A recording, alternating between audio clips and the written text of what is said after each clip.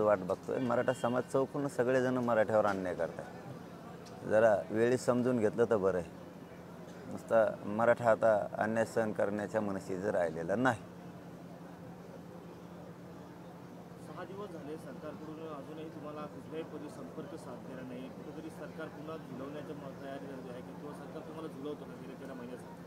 नाही, संपर्क करतंय सरकार, नाही असं नाही, परंतु आम्हाला ते मान्य नाही ना।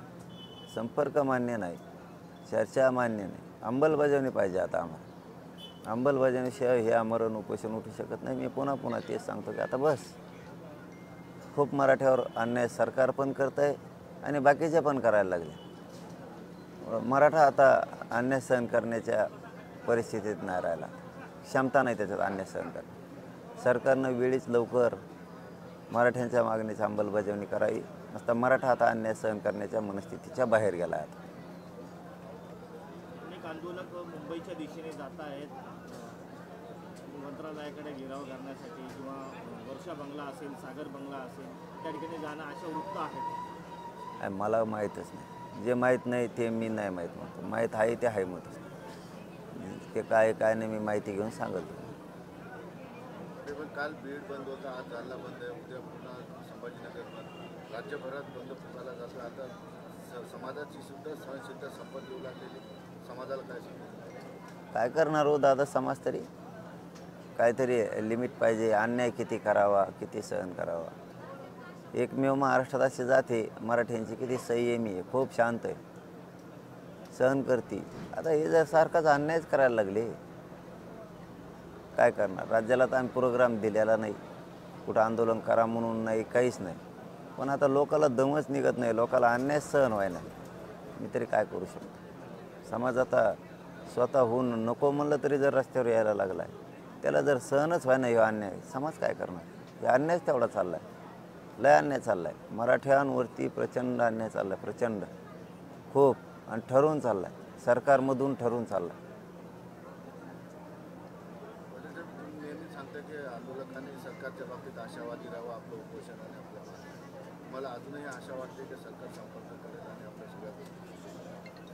मी फक्त राजकारणात जायचं नाही, माझ्या समाजाला आणि मला म्हणून आमरण उपोषणाला बसले होते। आणि ही देवेंद्र फडणवीस साहेबाला संधी, मराठ्याच्या मागणीची अंमलबजावणी, याच्यानंतर थोबाडसुद्धा उचलता येणार नाही त्यांना।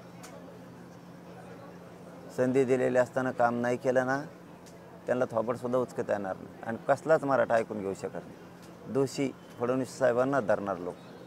संधी दिलेली असून जर अंमलबजावणी करत नाही, याचा अर्थ दोषी तो आहे। मराठ्यांचा वाटोळा करायला देवेंद्र फडणवीस निघालेत, हे सगळ्या पक्षातले मराठी एक जीवानं म्हणणार। ही संधी आहे त्यांना, त्यांच्यासाठी आहे फक्त हे उपोषण। का अल्टिमेटम किती दिवस? 1-2 दिवसात करतील अशी आशा आहे, बघू 1-2 दिवसात करतायत। काल वडीबद्रीवर जो गोंधळ झाला त्याच्यामुळं बऱ्यापैकी असंतोष दोन्ही ओबीसी मराठा समाजात, त्याचे परिणाम दिसू शकतात। तर तुम्ही काय आव्हान कराल दोन्ही? नाही, मी तर रोज शांततेचं आवाहन करतोय, मराठ्याला शांत राहा, पण समोर बी पाहिजे तसं। आणि याला ओबीसी मराठा नावच देऊ नका। ओबीसी मराठ्याच्या अंगावर कवाच येत नाही, मराठा ओबीसीच्या अंगावर जात। हे नाटक कंपनी थोडी, त्या भुजबळ्यांनी लावलेली नाटक कंपनी थोडी ते करते, भांडण खेळायसाठी, ते आरक्षणासाठी नाही येत, ते ओबीसीसाठी लढायचं म्हणून नाही येत, काही नाही। ओबीसीसाठी लढायचं असलं तर तिकडं पंढरपूरला, तिकडं आंदोलन सुरू। हे ओबीसीसाठी लढत नाहीत, हे कायसाठीच नाही, हे फक्त भांडण खेळायसाठी। बघा ना मराठ्यावर अन्याय किती वेळेस आले, ते आहेत ना मीडिया साक्षीला, मीडिया साक्षीला आहे का नाही, खरं बोलायचं शिका। 3 वेळेस आले ते अंतरवाली रॅली काढायला, आमच्या उरावर बोललं का कोणी त्यांना काही? अधिकारी म्हणलं प्रत्येकाला रॅल्या काढायचा काढून द्या, 3दा गावात येऊन गेले ह्या भांडणं खेळा म्हणून। आम्ही नाही खेळत, याला म्हणतात मराठी, सगळ्याला सारखं समजते। हे जातीवादी आहेत हो। तुम्हाला कालचं उदाहरण देतो। एकदा मागं राज ठाकरे साहेब म्हणले होते की शाळासुद्धा गेला बुवा जातीवाद, शाळासुद्धा गेला बुवा। काल छत्रपतीचा झेंडा फाडण्यात आला आहे, काल मराठ्यांच्या पोरांना हाणण्यात आले, का रे बाबा? आता जातीवाद कोण करतं? त्या लेकराला तर शिकविलं होतं यांनी असं बोलायचं आणि बाईट घ्यायला तुम्हीच होतात स्वतः. त्यामुळं हे शिकविलेलं तेव्हाच कळतं. जातीवादच नाही.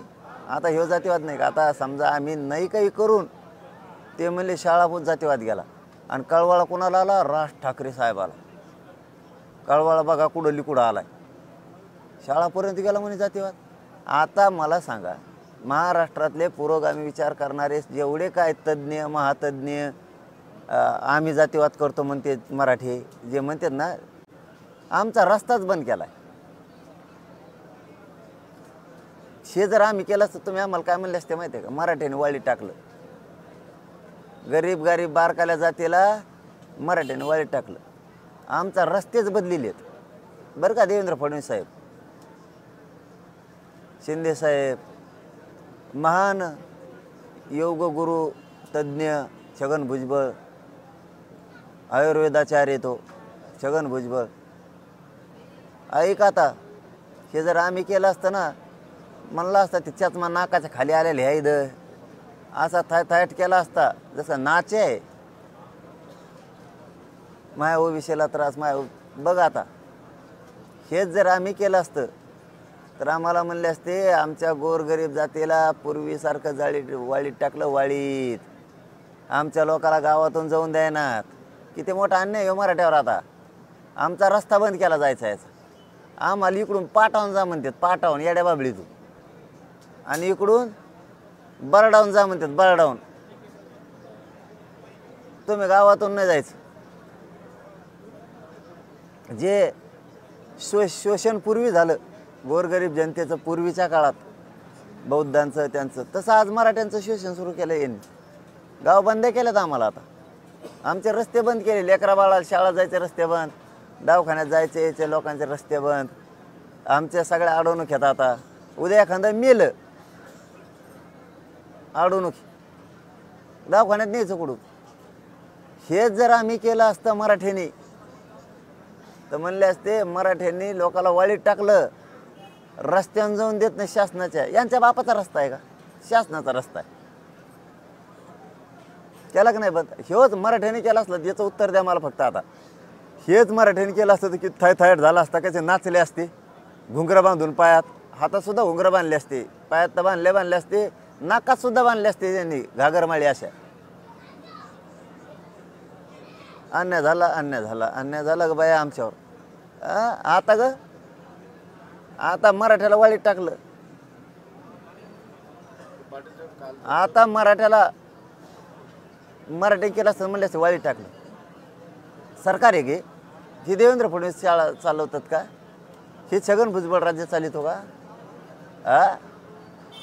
आमचा रस्ता बंद केला जायचा यायचा. त्या रस्त्यावर चाललं तर आमच्या लोकांना हाणायला लागले. आम्हाला दुसरी कोण रस्ते दिले ना? असेच यांना जर दिले असते तर काही ठिकाणी आता मराठा प्रत्येक गावात एखादा अर्ध्या गावात तुम्ही येत, काही ठिकाणी मराठा बी आहे ना. आम्ही अशी वागणूक देतो का यांना? आम्ही तर दादा बाबा म्हणून चहा पाणी करतो यांना. हे गावाने मिरले आमच्या रॅल्या घेऊन. आम्ही काय नाही म्हणलं, गपरा म्हणलं, घरात बसून राहा. घरात बसून राहिले आमचे लोक. आम्ही काही विरोध केला का? नाही केला. आज आमचे लोक तिथून जायला यायला लागले म्हणजे रस्ताच ते राज्य महामार्ग आहे, त्याला जोडून राष्ट्रीय महामार्ग आहे. हे राज्य महामार्ग कोणाच्या बापाची जागिरी आहे का? मग हे जर आम्ही बंद केलं असतं तर काय म्हणले असते? आमचा रस्ता बंद केला. बघा दादागिरी, बघा किती हुकुमशाही आहे. ते सगळ्यात म्हणलं असता झुंडेशाही, त्याचं ते तोंडण ते असं मिचक्यात व्हाबाडाचं. झुंडशाही आमच्या गोरगरीबावर अन्याय आहे. बघा असा कण होतो जसं काय त्याला हागूट व्हाय ना खालून, असा कण होतो. किती अन्याय माया गरीबावर. कसं करायचं ओबीसीनी? असं जसं काय त्याला लिंबू द्यायला पाहिजे. लिंबू ते गळ लिंबू म्हणजे संडा त्याला सांड हो जाईल. बसल्या बसल्या फटकून वाजली निघाली बाहेर. आता कुठं गेला? माया मराठीचा रस्ता बंद आहे आता. माया मराठीने जायचं कुठून आता? माया 2-4 लोकाला बी हाणलंय तिथं. हाणलं ना? आम्ही कधी हाणलं का? नाही ना. आता सुरुवात कोणी केली? तुम्ही. शेवट मराठे करणार. पुण्याहून मोठ्या प्रमाणात मराठा आंदोलक हे मुंबईला पोहोचलेले आहे आणि दुपारी 1 वाजता मुख्यमंत्री एकनाथ शिंदे यांची वर्षा बंगल्यावर बैठक होण्याची शक्यता देखील आहे. तुम्हाला याची काही कल्पना आहे का? नाही. पण मला काय पुण्यातले मराठा आंदोलक नाही ते नाही माहिती मला काय कोण आहेत काय पोहोचलेले आहे आणि दुपारी 1 वाजता वर्षा बंगल्यावर त्यांची बैठक होण्याची शक्यता आहे. नाही ना मला बाकी काहीच माहीत नाही. फक्त शंभूराज साहेब परवा म्हणले होते आम्ही बैठक घेऊन तोडगा काढणार आहेत सोमवारी. काही ना काहीतरी मार्ग काढतो. बोलणार कोण तज्ज्ञ येतं काय आहेत मला नाही माहीत. कोण अभ्यासक आहेत कोण तज्ज्ञ येतं. कोणाला लोकांच्या आंदोलनाच्या जीवावर खायची सवय लागलेली आहे. कोण जाणार आहेत तज्ज्ञ मला नाही माहिती. मला माहीत नाही त्यामुळे मी बोलू शकत नाही. ते कोणाचे आहेत आमचे आहेत का पाकिस्तानहून आणले आहेत का कोणकडं अफगाणिस्तानातून आणले आहेत का छगन भुजबळचेच काही विचाराचे बसविले आहेत का देवेंद्र फडणवीसांच्या विचाराचे बसविले आहेत का आम्हाला माहीत नाही ते कोण आहेत. माझी इकडं गोरगरीब जनता तरफडणारी इकडे आहे. इकडे ते तरफडतील मागण्या करतील. यांना पहिल्यापासून टाळूवरचं लोणी खायचं सवय लागले कोण आहेत काय आहेत मला नाही माहीत. आणि सरकार बी तसल्यालाच जवळ करतं त्याला आम्ही काय करू शकत नाही. आज जाऊ द्या आम्हाला नाही देणं घेणं. मागण्याची अंमलबजावणी पाहिजे. काल जो संघर्ष झाला त्याचे पडसाद कुठेही महाराष्ट्रात उमटले नाही. मराठा समाज ओबीसी समाज झालेला कारण तो प्रकार फक्त बडीबोदरी फाट्यापुरताच मर्यादित राहिला. त्याचे पडसाद कुठेही उमटले. मी तुम्हाला कालच सांगितलं परवा सांगितलं होतं. काही हुशार आहेत तुमच्यातले ते मागून डवशीत आहेत स्क्रिप्ट देतात असं बोल तसं बोल. काही जण असतात थोडी सगळ्याला कळतं त्याला वाटतं मी मांजर नाही का डोळे झाकून दूध पिते त्याला वाटतं काही कळत नाही पण आहेत सगळ्याला दिसत असतं तू काय करतो काय नाही. वेळ जात असते येईन वेळ तो यार दम धर तू बी हिशोब होत असतो सगळ्याचा. मी तुम्हाला कालच सांगितलं होतं परवा सांगितलं ओबीसी मराठावादच नाही आहे. चांगल्याला कळतं गरीब धनगरांना कळतं मराठ्यामुळं आरक्षणाला धक्का लागत नाही. उगं भांडं निकत घ्यायची गरज नाही. ओबीसींना वाटतं मराठ्यांच्या जर नोंदी सापडल्या सरकारी तर त्यांना आरक्षण दिलं पाहिजे. आपण आडं नाही पडलं पाहिजे. आणि गाव लेवलवर ओबीसी मराठा वाद नाही. हे नाटक कंपनी आहे 2-2 जागेवर बसली आणि ही सगळ्यांनी बसलेली. देवेंद्र फडणवीसचं बळ आहे यांना मणिपूर करायचं आणि ते गाव डोळ्यावर आणायचं. ते गाव दुश्मन करायचं विनाकारण. काही जण करून बी घेतात लय लिहून देतात भारी असं बोल तसं बोल त्याच मानती खूप लय चतुर झालाय सध्या ते. स्वतःच सावरायचा कळाना चतुर झाला होय. मग ते आता बोलते ते वरूनच नाटक कंपनी ती सगळी वरून नाटक कंपनी. वादाचा काय संबंध आहे. वाद असताना तर इतके मराठी चौताळे असते तुम्हाला सांगतो पुरले बी नसते. जे आहे ते रिअल बोलतो मी तुम्हाला पुरले बी नसते. मी एकदा सांगितलं शांत राहायचं मराठी शांत आहे काही करत नाही कोणी आणि करणार बी नाही. हे नाटक कंपनी साली हे पैसे काही असन किंवा पदाचे आम्ही सुद्धा केले असते हे विनाकारण हे लढते हे भांडण करायसाठी आंदोलन बस फक्त भांडण करायसाठी आंदोलन बाकी कशासाठी नाही. यांनी इकडच्या आता सगळे गाववाळीत टाकली.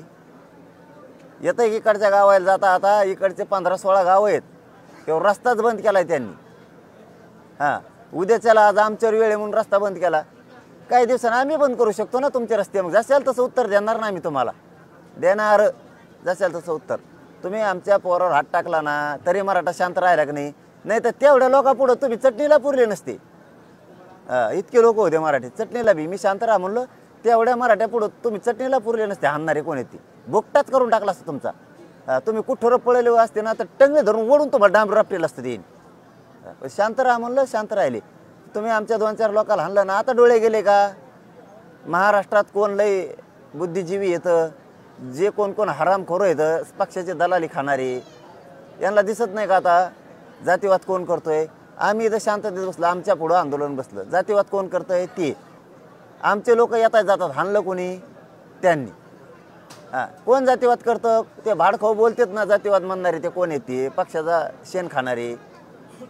त्यांना दिसत नाही का मराठ्यावर किती अन्याय चाललाय.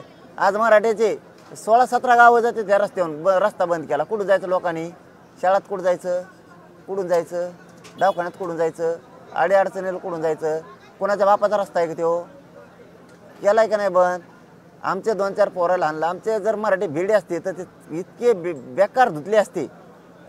पण मी शांतराय सांगितलं राहिले जाऊ द्या, खाल्ला आमचा 2-4 जणांनी मार, हिशोब होईल जावा वाचतावा. पण सुरुवात कोणी केली आता? त्यांनी. शेवट आम्ही मराठी करणार आता.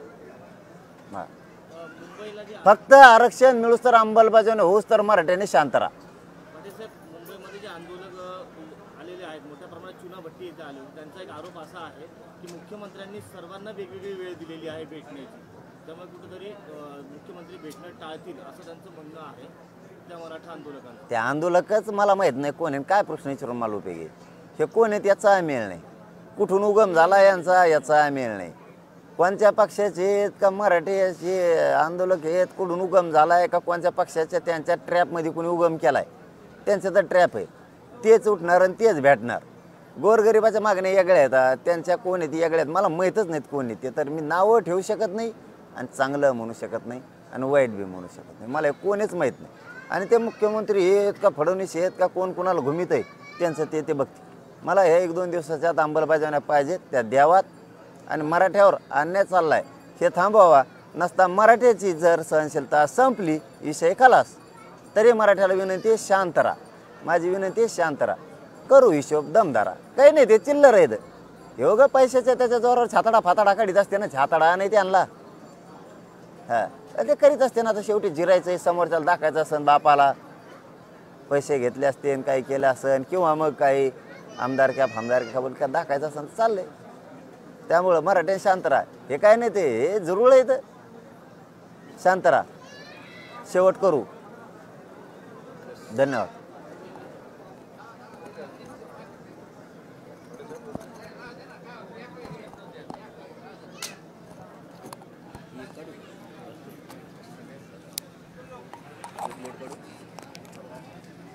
एकही प्रश्न नाही विचारला.